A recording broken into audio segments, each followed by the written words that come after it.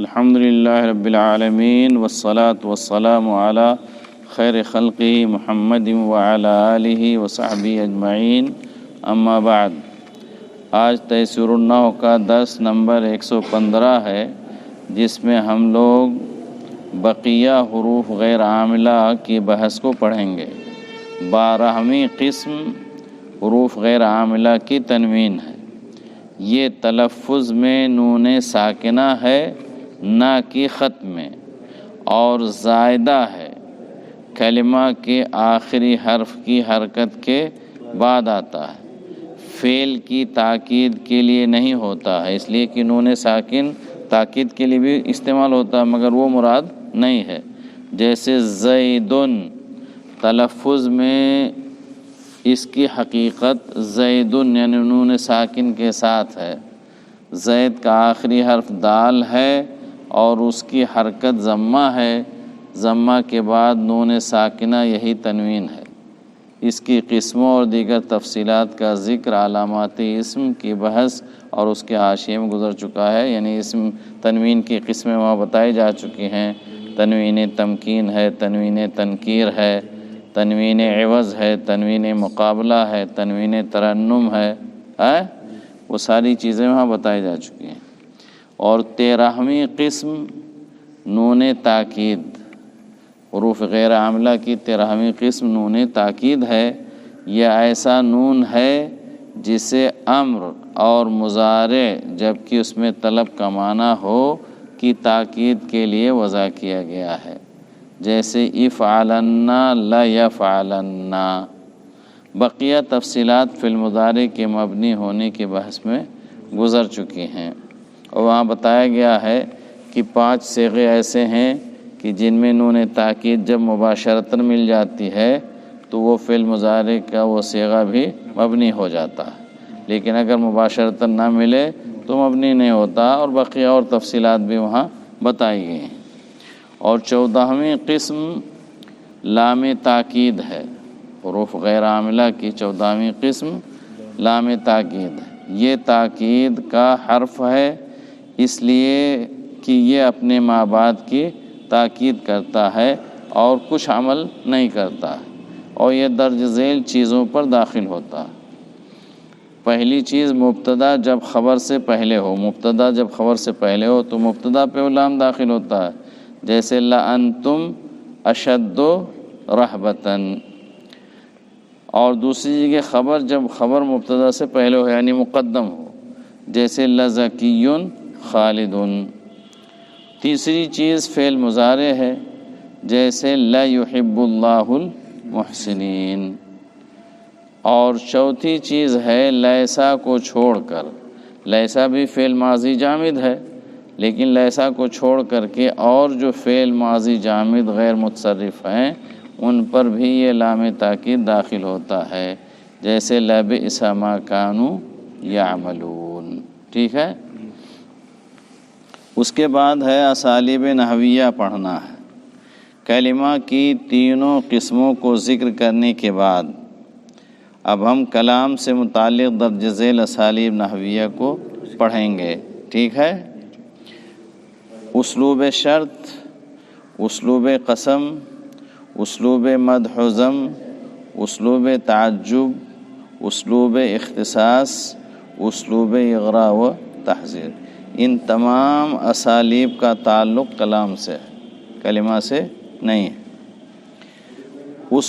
پہلا اسلوب اسلوب شرط، اس کا اور اس کے احکام کا ذکر اسماء مبنیہ کے ضمن میں اسماء شرط کی بحث میں، نیز معرب افعال کے ضمن میں فعل مضارع کے جوازم کی بحث میں، اور حروف غیر عاملہ کے ضمن میں حروف شرط غیر جازمہ کی بحث میں گزر چکا ہے کہ کون شرط ہوتا ہے، کون جواب شرط ہوتا ہے، اور شرط اور جواب شرط کے فعل کو کون جزم دیتا ہے، کون جو ہے ادوات شرط جازمہ ہیں، کون ادوات شرط غیر جازمہ ہیں۔ ان ساری کی تفصیل ان بحثوں میں گزر چکی ہے جو اس میں ذکر کیا گیا ہے، لیکن یہ ہے کہ اس میں آپ کو معلوم ہونا چاہیے کہ وہ ایک اسلوب ہے اسالیب میں سے جس کو اسلوب شرط کہتے ہیں۔ دوسرا اسلوب قسم، اسلوب قسم ہے، یہ تاکید کے اسالیب میں سے ہے، یہ 3 چیزوں سے مل کر بنتا ہے۔ اسلوب قسم 3 چیزوں سے مل کر کے بنتا ہے۔ کون کون سی چیز ہوتی ہے؟ ادات قسم، مقسم بھی، جواب قسم، یعنی جس کے ذریعے قسم کھائی جا رہی ہے، جس چیز کی قسم کھائی جا رہی ہے، اور قسم کا جواب کیا ہے، یہ 3 چیزیں اس اسلوب میں ضروری ہوتی ہیں۔ جیسے واللہ لن یضیع حقنا، واللہ لن یضیع حقنا، واو ادات قسم ہے، واو حرف جر ہے جو قسم کا معنی دے رہا ہے۔ اللہ، اور وہ حرف جر ہے، اللہ مقسم بھی مجرور ہے، اور جار و مجرور کا متعلق فعل قسم محذوف ہے، اس کی تقدیر ہے اقسموا، تو یہ ادات قسم ہوا، مقسم بھی ہوا، اور لن یضیع حقنا کا جملہ جواب قسم ہے۔ تو اسلوب قسم میں یہ 3 چیزیں ضروری ہیں، ادات قسم، مقسم بھی اور جواب قسم۔ فعل قسم کہیں ذکر کیا جاتا ہے لیکن بہت کم، اور اکثر و بیشتر فعل قسم کو ذکر نہیں کیا جاتا۔ ادوات قسم کون کون ہیں؟ الواو، الباء، التا، یہ 3 حروف جر ہیں جو قسم کے لیے استعمال ہوتے ہیں، اور یہ سب حروف جر ہیں جن کا ذکر پہلے گزر چکا ہے، کیا جا چکا ہے۔ مقسم بھی عموماً لفظ اللہ یا اس کے صفاتی نام ہوتے ہیں، یعنی اللہ کے نام ہی کی ہم قسم کھا سکتے ہیں، دوسری چیزوں کی قسم ہمارے لیے درست نہیں ہے۔ جواب قسم یا تو جملہ اسمیہ ہوتا ہے یا جملہ فعلیہ ہوتا ہے۔ جواب قسم جب جملہ اسمیہ مثبت ہو، جواب قسم جب جملہ اسمیہ مثبت ہو تو اس کی تاکید انا اور لام کے ذریعہ یا صرف انا کے ذریعے واجب ہوتی ہے، جیسے واللہ ان فاعل الخیر لمحبوب۔ جواب قسم کو بتایا کہ جب جملہ اسمیہ ہو، مثبت ہو، نفی نہ پائی جائے اس میں، تو اس کی تاکید انا اور لام کے ذریعے یا صرف انا کے ذریعے واجب ہے۔ جیسے واللہ ان فاعل الخیر لمحبوب، تو واللہ یہ قسم ہے، ان فاعل الخیر لمحبوب یہ جواب قسم ہے۔ جواب قسم کیا ہے؟ جملہ اسمیہ ہے، مثبت ہے، اس لیے اس کی تاکید انا اور لام کے ذریعے، دونوں کے ذریعے تاکید لائی گئی ہے۔ یا کہہ سکتے ہو واللہ ان فاعل الخیر محبوب، یعنی انا اور لام دونوں تاکید کے لیے لایا جائے یا صرف انا لایا جائے، دونوں جائز ہے۔ لیکن اگر جواب قسم جملہ اسمیہ ہے، مثبت ہے، تو اس پر تاکید کا حرف ضرور آئے گا، چاہے انا اور لام دونوں آئے، چاہے صرف انا آئے۔ اس کے بعد جواب قسم جب جملہ فعلیہ مثبت ہو، جملہ فعلیہ مثبت ہو اور اس کا فعل ماضی ہو، اس کا فعل ماضی ہو، تو جواب کی تاکید قد اور لام سے یا صرف قد سے لائی جاتی ہے۔ جواب قسم جملہ اسمیہ ہو، مثبت ہو اور فعل کیا ہو؟ ماضی ہو، تو جواب قسم کی تاکید قد اور لام سے یا صرف قد سے لائی جاتی ہے۔ جیسے تاللہ لقد اطعت امرک، تاللہ لقد اطعت امرک، یا تاللہ قد اطعت امرک، ٹھیک ہے۔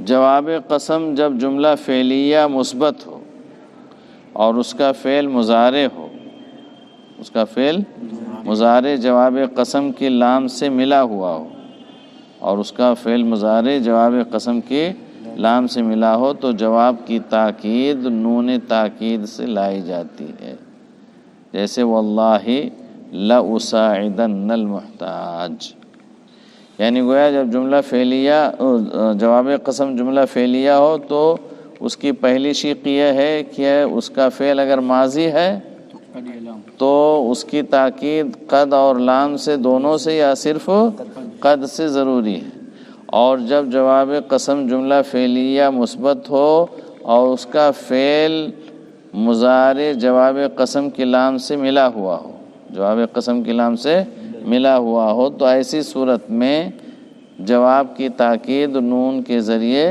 لائی جاتی ہے، جیسے واللہ لأساعدن المحتاج، ٹھیک ہے۔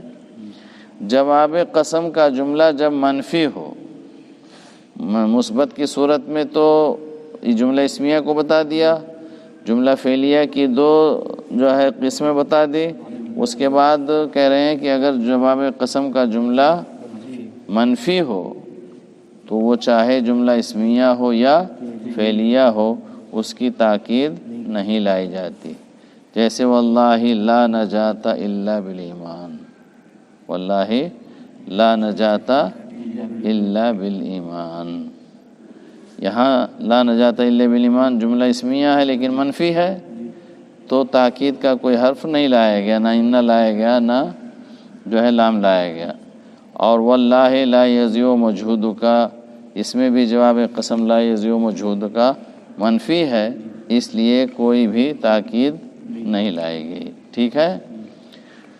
آخری مسئلہ ہے شرط و قسم کا اجتماع، کسی اسلوب میں شرط بھی ہو اور قسم بھی ہو تو وہاں کیا کریں گے؟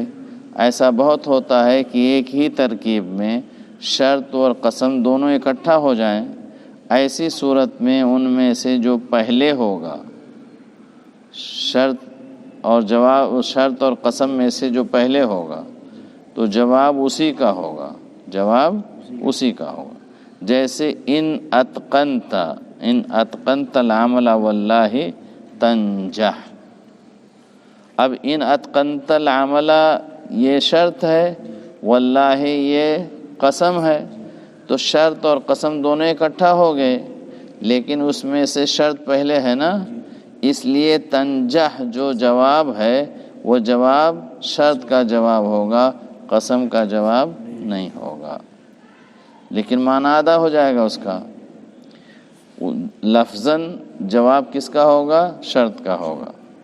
یہاں جواب شرط مجزوم ہے اس لیے کہ شرط قسم سے پہلے ہے، وَوَاللَّهِ إِنْ أَتْقَنْتَ الْعَمَلَ لَتَنْجَحَنَّ، اب یہاں دیکھو واللہ قسم پہلے آ گیا، ان اتقنت العمل جو ہے یہ شرط بعد میں ہے، تو جواب کس کے لیے آئے گا؟